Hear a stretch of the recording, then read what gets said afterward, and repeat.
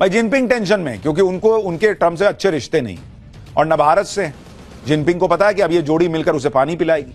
Trump तो वो नेता हैं जिन्होंने अपने पिछले कार्यकाल में ही चीन के खिलाफ ट्रेड वॉर शुरू कर दिया था। चीन से आयात होने वाले सामानों पर भारी कस्टम ड्यूटी लगा दी थी। इससे अमेरिका में चीन का सामान बिकना मुश्किल हो गया था। चुनावी अभियान में ट्रम्प चीन के सामान पर 60% टैरिफ लगाने की बात ऑलरेडी कह चुके हैं, जबकि अन्य देशों पर यह टैरिफ 10% तक रहता है। चीन के नुकसान का सीधा फायदा भारत की कंपनियों को होगा।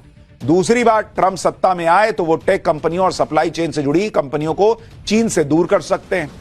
ऐसी कंपनियां चीन से दूसरे देशों में शिफ्ट हो सकती हैं जो ऑलरेडी कई हो रही हैं, और वो भारत आ सकती हैं। भारत का फायदा हो सकता है, जैसे कई कंपनियां ऑलरेडी भारत आ रही हैं।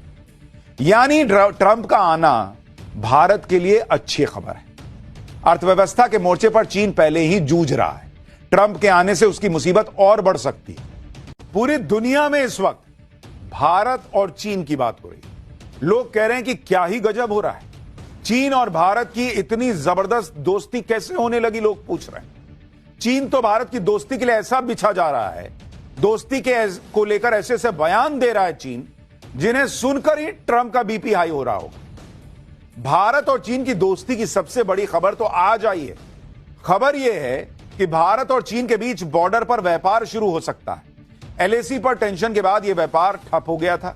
अब 5 साल बाद इसके फिर से तेजी पकड़ने की संभावना है। इसके लिए भारत और चीन के बीच बातचीत चल रही है। यह खबर डोनाल्ड ट्रंप के लिए एक बहुत बड़ा झटका है, क्योंकि ट्रंप इस वक्त ट्रेड को लेकर भारत और चीन दोनों से भिड़े हुए हैं। लेकिन ट्रंप को बहुत जल्दी ही समझ में आ जाएगा कि जो खेल ट्रंप ने शुरू किया उसे भारत और चीन मिलकर खत्म करने की कोशिश कर रहा है।